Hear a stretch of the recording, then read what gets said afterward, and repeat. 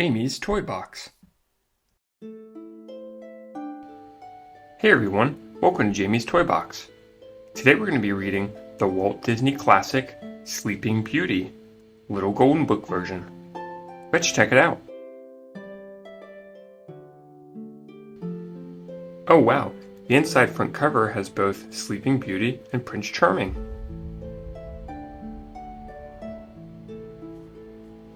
In a faraway land, long ago, King Stephen and his fair queen wished for a child.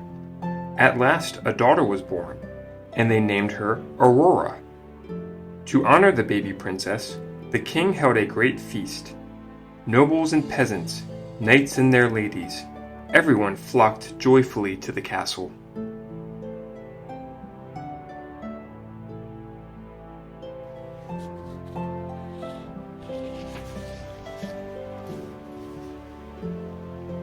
King Stephen welcomed his good friend King Hubert to the feast.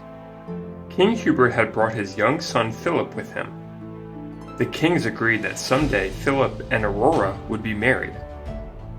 Among the guests were three good fairies, Flora, Fauna, and Merryweather. Each of these magic beings wished to bless the infant with a gift.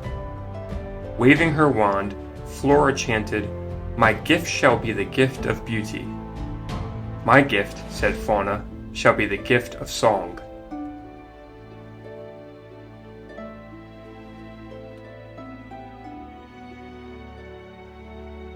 Merryweather's turn was next. But before she could speak, the castle doors flew open. Lightning flashed, thunder rumbled, a tiny flame appeared and grew quickly into the form of the evil witch Maleficent. Her pet black raven was perched on her shoulder. Maleficent was furious, for she hadn't been invited to the feast. Now she took revenge. "I too shall bestow a gift on the child," she said with a sneer. "The princess shall indeed grow in grace and beauty, but before the sun sets on her 16th birthday, she shall prick her finger on the spindle of a spinning wheel and die." With a cruel laugh, the witch vanished. Everyone in the room was grief-stricken.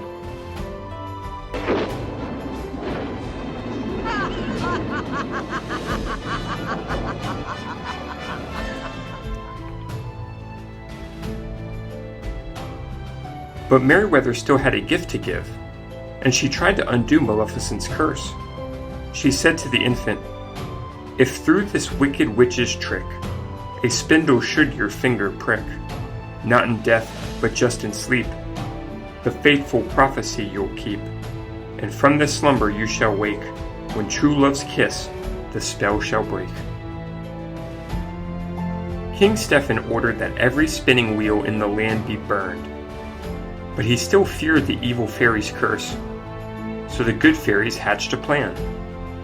They would take Aurora to live with them deep in the woods, safe from Maleficent.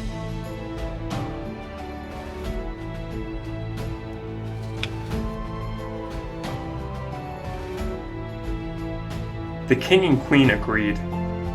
They watched with heavy hearts as the fairies hurried from the castle, carrying the baby princess. To guard their secret, the fairies disguised themselves as peasant women and changed Aurora's name to Briar Rose. The years passed quietly, and Briar Rose grew into a beautiful young woman.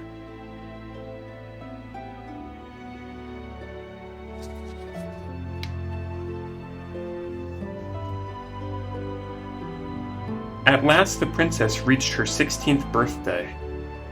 Planning a surprise, the fairies sent her out to pick berries. Fauna baked a cake for her, while Flora and Merryweather sewed her a new gown. In a mossy glen, Briar Rose danced and sang with her friends, the birds and animals. She told them of her beautiful dream about meeting a tall, handsome stranger and falling in love.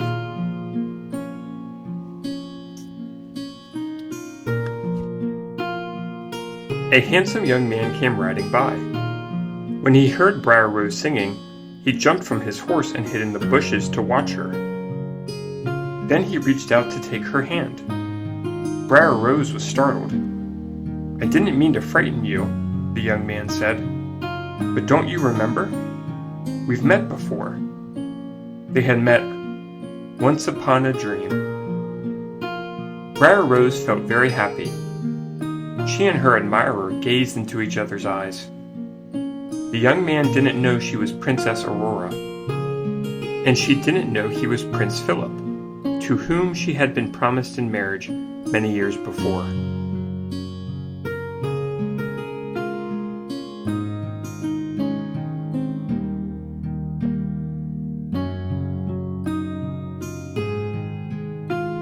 Back at the cottage, the fairies gave Briar Rose her birthday surprises. Then Briar Rose told them that she had fallen in love. "Oh no!" they cried.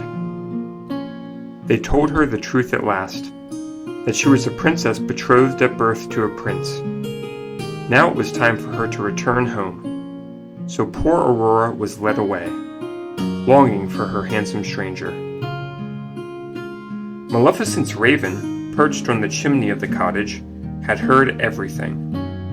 It flew off to warn Maleficent that the princess was finally returning to her rightful home. Maleficent sped to the castle. There, using her evil powers, she lured Aurora to a high tower. In the tiny room, a spinning wheel suddenly appeared. "Touch the spindle," hissed Maleficent. "Touch it, I say."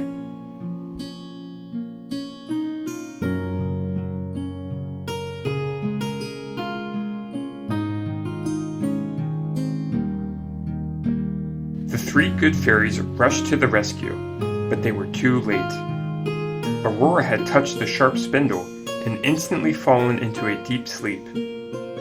Maleficent's cruel curse had come true. With a harsh laugh, the evil fairy vanished. The good fairies wept bitterly. "Poor King Stephen and the Queen," said Fauna. "They'll be heartbroken when they find out," said Merryweather. "They're not going to," said Flora. "We'll put them all to sleep until Briar Rose awakens." So the three fairies flew back and forth, casting a dreamlike spell over everyone in the castle.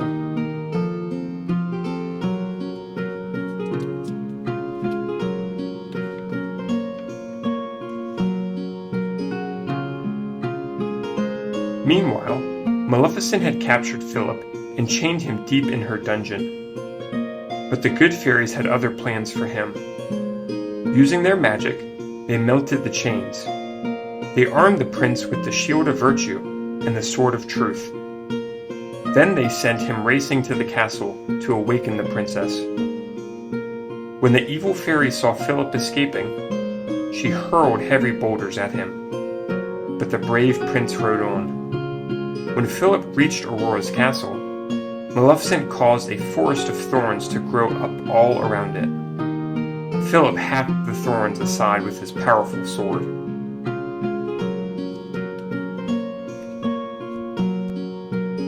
In a rage, the evil fairy soared to the top of the highest tower.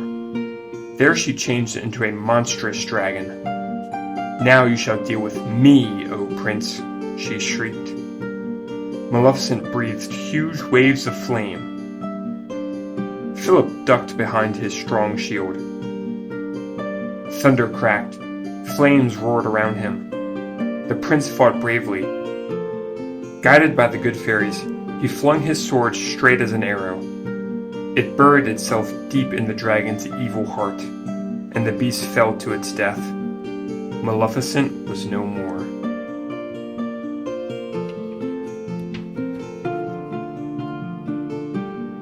Philip raced to the tower where his love lay sleeping. Gently he kissed her. Aurora's eyes slowly opened. Now everyone was awake.